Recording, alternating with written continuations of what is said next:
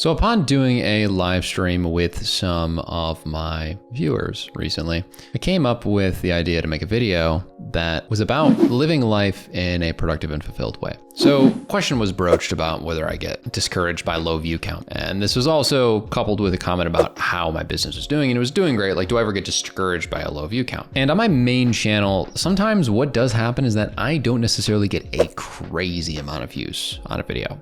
However, I have built something that's in a niche where essentially people look at my content and go, oh, this guy makes stuff that makes sense for my business. Here's some possible leads for you. And that is awesome. I'm ever grateful for the business that I built in the last year. For those of you that are unaware, I went full-time after working at a marketing agency for 2 years out of college.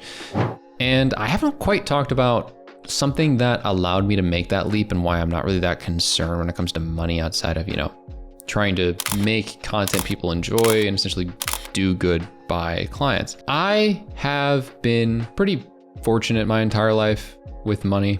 I never really had to want or worry because my parents did work hard for it. However, I didn't necessarily have things handed to me from like a monetary standpoint. Yes, I was privileged in the fact that I didn't really have to worry about renting immediately out of college or anything.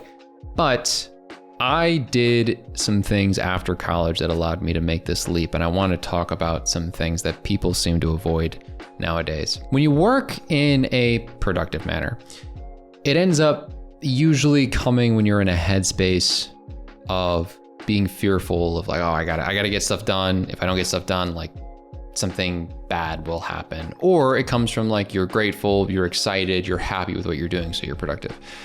And for me, I have been fortunate to deal with both in the sense that I was really not liking my job, so I wanted to get out of it, so I worked hard to get out of it. But also, I have been fortunate on the money side because of something that I did out of college that I want more people to think about.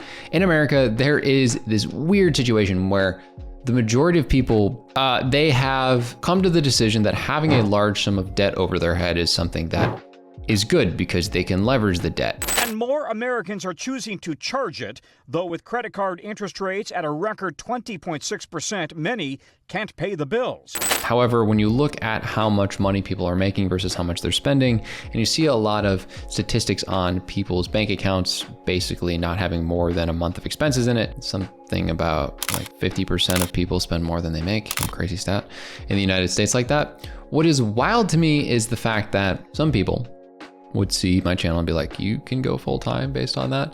The answer is A, yes, I have a service-based business, but B, even if everything fell apart, I spent the first 2 years out of college not going out to eat, not drinking, barely spending money on anything, and I paid off all my debt and saved a lot of money with a not large income. I was not making six figures, right? I'll just leave it at that. I wasn't making six digits, and I was able to pay off over $30,000 of debt in 2 years, right? And save over double that. Let's put that, and invest money too.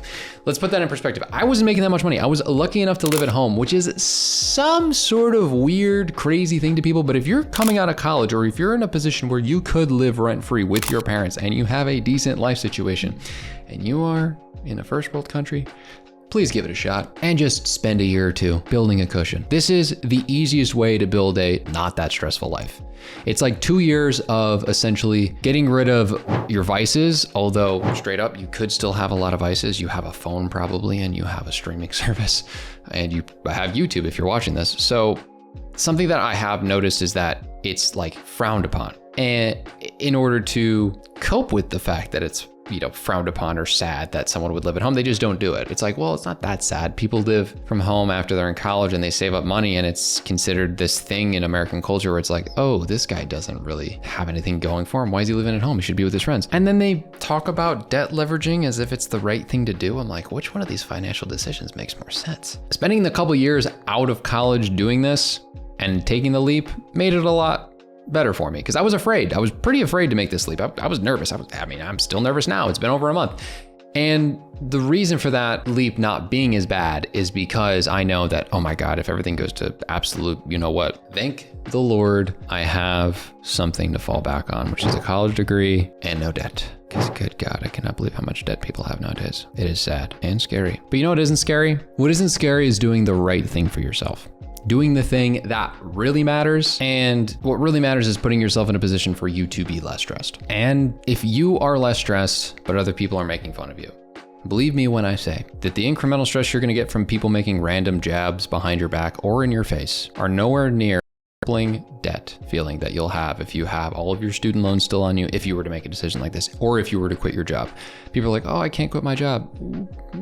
Let's rewind your life 2 years and see whether maybe you could have if you had made different decisions. Now, I'm not saying that this is like some know-all, catch-all advice. I'm just saying that in a lot of situations, people miss the forest for the trees on, I want to have a fun time now. But in the long run, I heard so many times, why don't you have more fun your first 2 years out of college? I'm having a lot of fun now. I don't have a job, right? Like I do what I want for a living. That was 2 years of making the effort. And I look back on this last 2 years and think to myself, hey, worth it. Because even when it gets stressful at my job, thank the Lord I saved all my money. And thank the Lord I have enough in investment savings to at least retire decently with compound interest if I just keep what I'm doing. So that's what you got to do. Just focus on yourself, and whatever other people say, honestly, don't care about it, because decisions you make for yourself now will pay off in the long run. And with that being said, if you want to learn how to live a better life, whether it be with tools or tech or advice from a 25-year-old, whatever it is, make sure to check out this video on how to improve your productivity even more.